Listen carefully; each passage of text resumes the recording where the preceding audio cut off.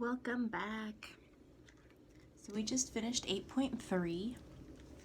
Section 8.4 of the chapter is on petty cash.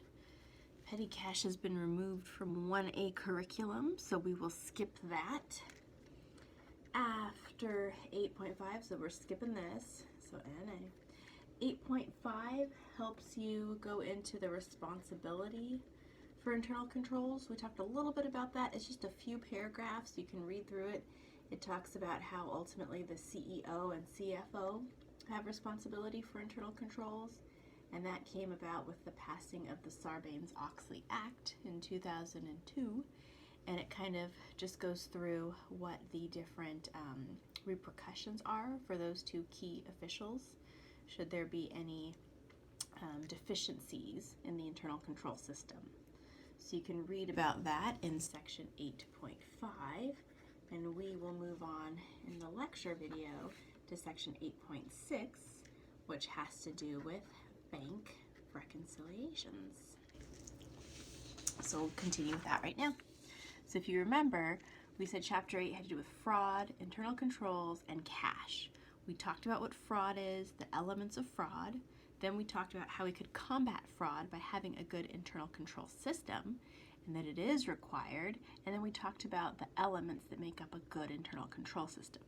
So now we move on to cash, and specifically how having a bank account can help safeguard our cash. So that kind of goes without saying. Using a bank helps with cash, helps in a couple different ways. It brings a few different benefits, right? It makes sure that cash is off-site.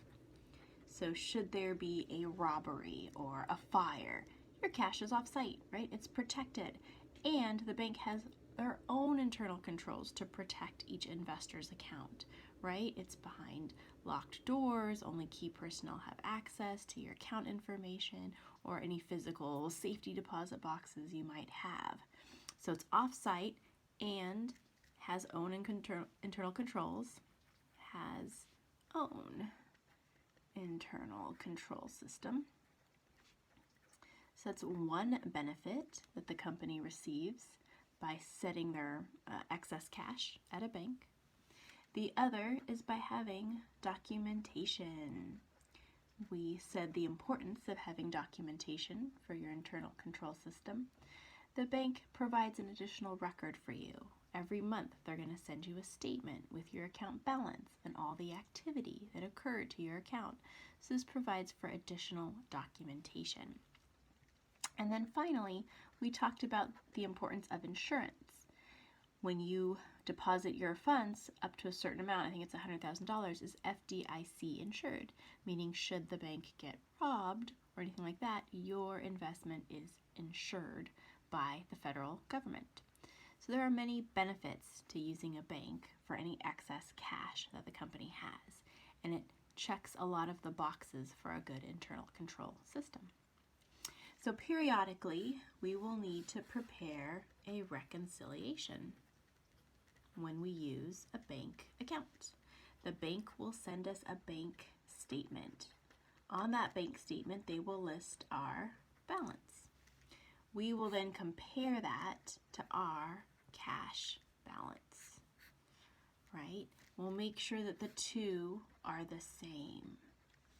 If they're not the same, that's when we have to prepare a reconciliation. So reconcile if amounts are different. Amounts are different. And most of the time, they are different, right? Most of the differences are due to timing. Usually, if there are differences, they are timing differences, meaning we have information in our cash account that the bank doesn't yet have. So therefore, it's a difference, right? Maybe we have 3 cash deposits, they only show 2 coming in. So therefore, there is a difference.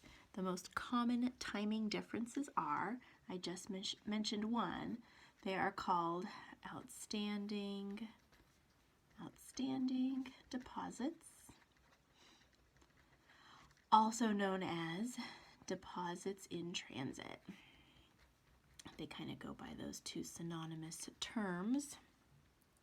Basically, it just means a deposit that we have recorded that has not yet made its way to the bank. It could be in physical transit, right, in a car from one of our employees taking the cash from our company to the bank. So it's outstanding. It is not yet cleared. Another timing difference, outstanding checks, right? Outstanding checks, those are checks that we've written. So if you write a check, right, that's going to be a credit to your cash.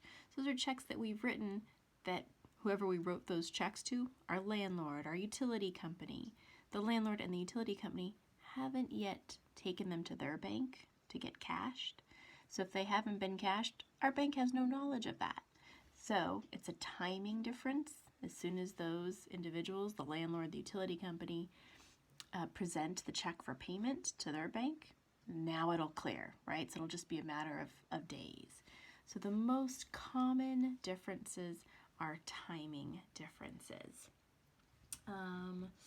What else might we see? We might see some errors. Well, let me do one more timing difference before I get to the errors. The other timing difference we might see are what are called debit or credit memos. The bank issues these. They're basically notices that lets us, their depositor, know that the bank has either made a debit to our account or a credit to our account. Common examples are bank fees, or when they'll issue a credit memo, it might be for some interest that we've earned, right? Now it's a little confusing because the bank sees your account as a liability, right? Because they have to pay you back for it. They're just holding onto your money.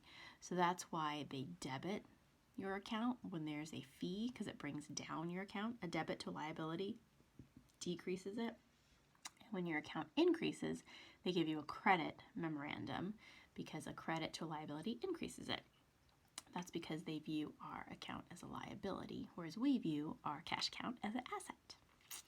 Alrighty, so these are your timing differences. Another difference that might be exposed while doing the reconciliation process between the two are errors.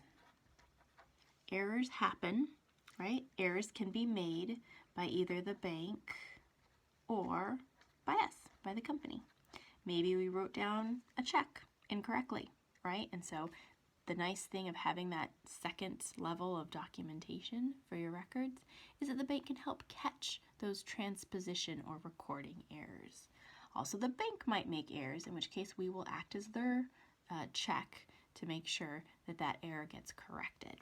So you want to look for those errors that might happen, and hopefully they are just honest mistake type of errors and not due to fraud. But if there is fraud happening, we'll be able to catch it in the reconciliation. So go ahead and download the data for the bank reconciliation exercise. Download that, and then we're going to work through that one together in the next video.